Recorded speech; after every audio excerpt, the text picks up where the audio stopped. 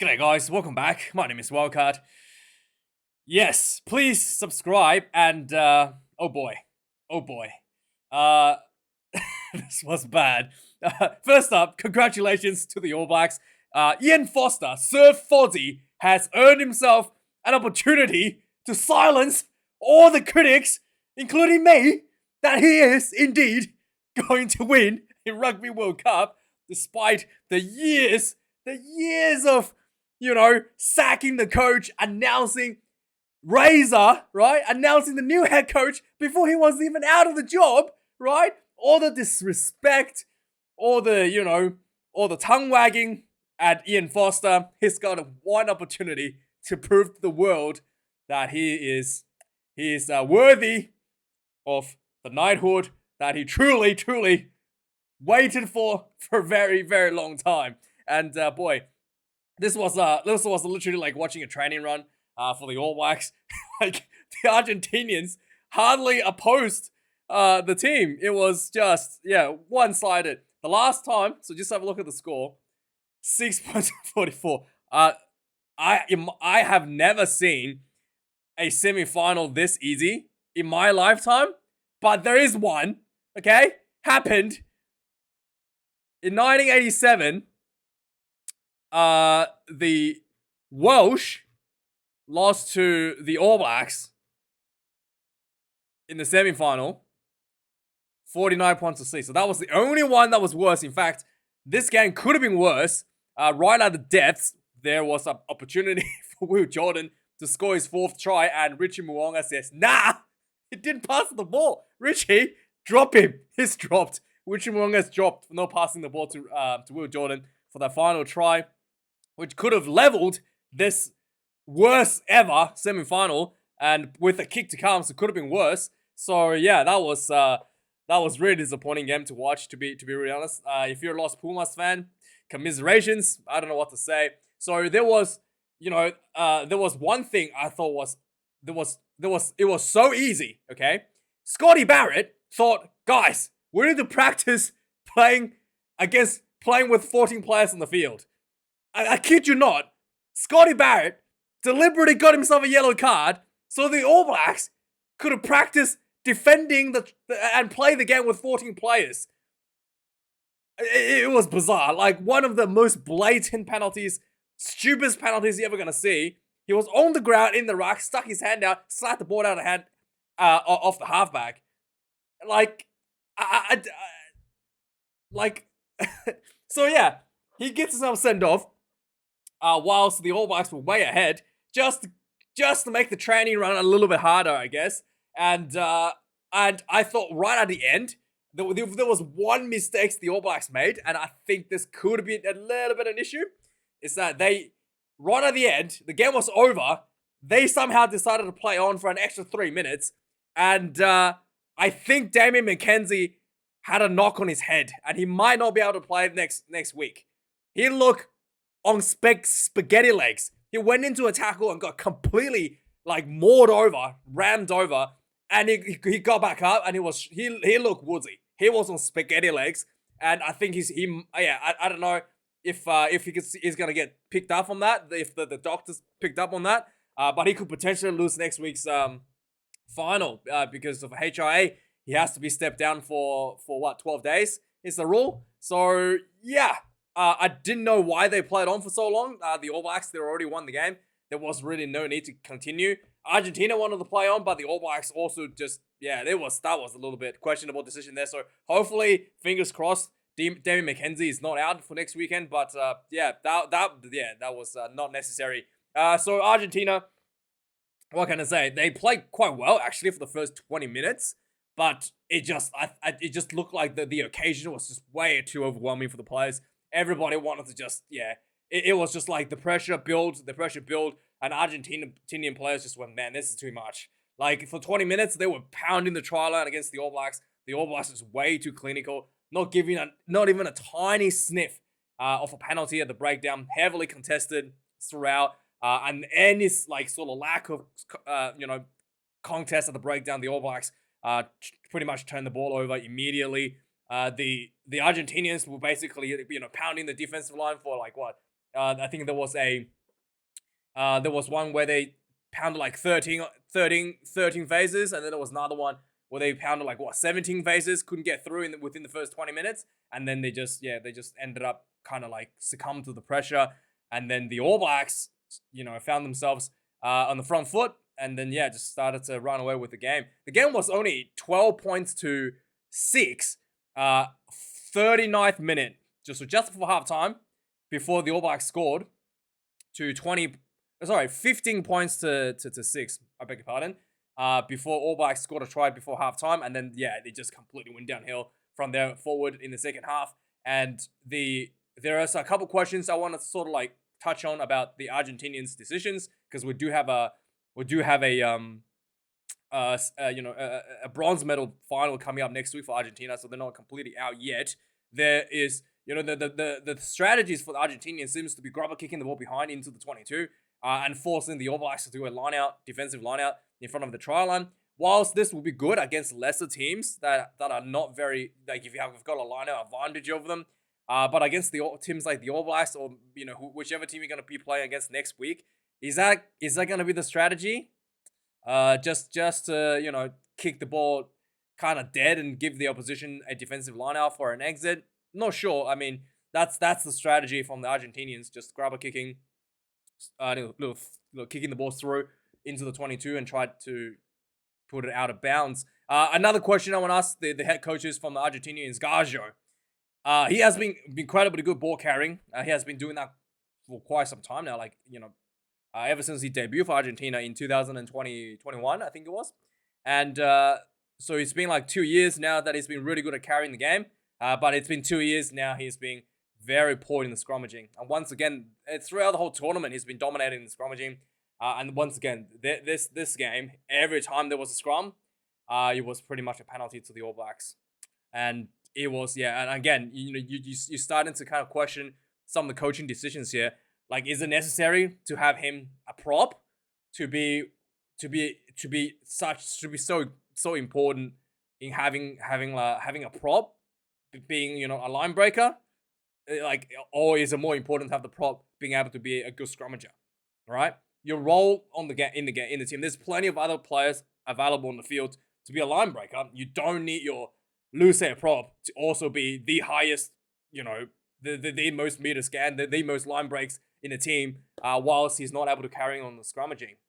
So something that I think the coaches need to work about and probably shift the emphasis a little bit in training with what they want to do with him, because he definitely has the talent, and I just don't know why his scrummaging has been struggling for many years at this point now, and it's just something that I think it's like the emphasis in training needs to change on what they want him to do, because unless he wants to start playing winger or center, there really isn't much value for a team for him to be the biggest line breaker, one of the biggest line breakers in world rugby as a forward, whilst having the worst scrummaging stats at the same time, right? So it's really, the benefit does not outweigh the deficit that it's bringing to the team. So let's have a look at some of the match stats now. 7 tries to 0, 511 run minutes. Argentina had plenty of opportunities to run the ball this game, especially early in the game, and I think it's just the pressure got to them. The Angus Garner was very clinical on the breakdowns, and the Argentinians wasn't able to cope with the pressure that the All Blacks was able to absorb and able to inflict on them. 511 run minutes to Argentina, 651 for the All Blacks, 50 defenders spinning for the All Blacks, almost doubled over Argentina. 26, 14 turnovers conceded for Argentina. Like I said, this was clinical, one of the most clinical performances from the All Blacks. 8 turnovers conceded against the All Blacks. Tackle count quite even, 193 to 150, 190 to 195. 50 missed tackles for Argentina to the All Blacks, 26. Doubled the amount of tackles missed. 26 missed tackles. Might seem a little bit high, but out of 200, it's actually very, very good. That's like less than 15%. Less than 15% missed tackle count, which is world class for the All Blacks. Kicks in play, All Blacks dominated the kicking as well, 35 kicks to the Argentinians, 23. At times, the Argentinas just looking like they didn't know what to do, running into a wall, whereas the All Blacks had a much more clear directions of what they want to do with their attacking and with their kicking game. Penalties, goals, rucks, line out. Both teams actually the All Blacks was able to steal 2 lineouts for Argentina. I think there was one Argentina just kind of like spoiled themselves. But Argentina did manage to get 1 lineout stolen against the All Blacks. But then again, if your strategy is to force the opposition into a defensive lineout inside their own 22, and you're only able to get 1 out of 18 lineouts, it's not quite the strategy that is that is going to see you through. Yeah, that's not quite the strategy there. I mean, it's really not going to do much, not getting much result out of that. The discipline, again, really, really good for the All Blacks. Something that has plagued the team for many years now under Ian Foster. And they put out 7 penalties conceded, and Argentina conceded 10. 1 yellow card, like I said. Scotty Barrett decided, hey guys, this game's getting too easy. Let's do some training practice with 14 players on the field. Got himself sent off. And yeah, maybe he just want everybody to get points for their fantasy, right?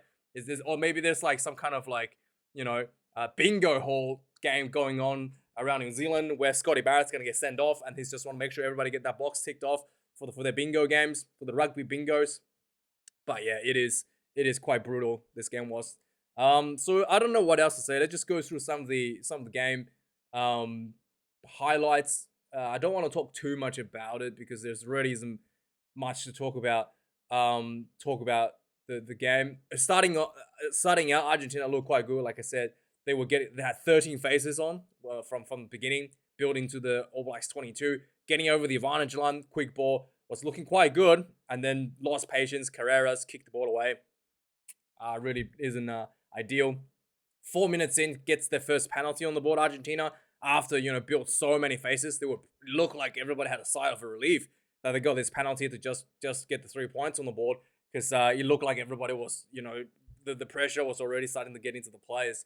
3 points to nil, 4 minutes in. 10 minutes into the game, the All Blacks got an opportunity for a penalty. They didn't kick for 3. They go for the lineouts. They had a 5-meter lineout for the All Blacks. They went for the maul. The maul was stopped close to try line, and the Argentinians were giving away a lot of repeated more penalties. In fact, there were more penalties prior to this 5-meter lineout that was given to the All Blacks. But eventually, the All Blacks just pounded the ball, pick and go, and the ball went out wide to Richie McCaw. That's not Richie McCaw, Richie Mo'unga. Richie McCaw. Richie Mo'unga gets the ball center field, over the top, long ball to Will Jordan into the corner. Easy as that, first try on the board. 7 points to 3 to the All Blacks. 16 minutes into the game, again, Argentina was pounding the All Blacks 22, and the ball gets turned over. Riku Ioane counter-attack, ran down the field, tried to link up with his players, couldn't find anybody, but the All Blacks just kept on building. All the way utilized the space to the left-hand side, switch back to the right-hand side, a little bit of decoy play behind. The ball goes wide to Jordie Barrett, hanging in the wing. Try time for Jordie Barrett. 12 points to 3 for the All Blacks. Missed conversion there. Let's go to the game. Kind of stabilized a little bit after this. The Argentinians was trying to get themselves back into the game. Again, All Blacks just way too clinical, picking the time at the breakdowns, and wasn't giving away. The first scrum happened at 28 minutes, and it looked like the scrum disintegrated against the Argentinians, but the referee, Angus Garner, just played on. The 33 minutes into the game, there was some good territory from the Argentinian controlling the possession, got themselves a penalty from not rolling away, and I think it was Scotty Barrett as well, just not rolling away. Argentina kicks another 3 points, 6 points to 12, 33 minutes. Like I said, this, before halftime, Argentinians were hanging in there, but you can just see them slowly falling apart due to the pressure. And the 36 minutes into the game, there was a penalty against Argentina for off their feet. The All Blacks decided to take another 3, 6 points to 15. Just before halftime, Gaggio gets penalized for collapsing the scrum, and then the All Blacks just built that into a penalty. They went to the corner, and then they built that with Mark Talea running down center of the field. Got almost through for a try. He was tackled like just short of the try line, and the quick ball comes out, few phases, and then what's the name? Aaron Smith, just a little quick ball to the corner. Shannon Frizzell dunks the ball into the corner for a try. 20 points to the 6, halftime. Second half, this game is at this point not out of the reach here for Argentinians. I mean, they can still definitely come back immediately from the kickoff, knock on. Yeah. Scrum, obviously, penalty, as we expect. All Blacks played on with advantage. Just a lot of pick and goes, pounding into the try line. And then eventually that, who was it? Yeah, Shannon Frizzell again goes through for his second try and for the All Blacks' first try in the second half. 27 points to 6. 48 minutes into the game, Richie Mo'unga got the ball and just a little dummy and threw a little gap. Center field. This was a and then yeah, got kind of again trying to link up with his players, couldn't find anybody, and then just New Zealanders pounding, and then the what's his name? Yeah, sorry, this was the Frizzell try. Sorry, let's go further down. This was 48 minutes. 61 minutes. The Will Jordan gets his second try. So once again, this was a All Blacks just building into the just having really good defense first up, getting the turnover, and then they just building back into the Argentinian half. At this point, Argentina is looking like everybody's looking like they're kind of giving up a little bit. There was again just lots of short carries from the All Blacks, and then the ball goes out wide to Will Jordan, wide open space into the corner, try time. 6 points to 39 points to 6. 65 minutes into the game, Scotty Barrett says this is getting too easy. Game is already won at this point. He knocks the ball on deliberately whilst on the ground in the ruck, and got himself sent off.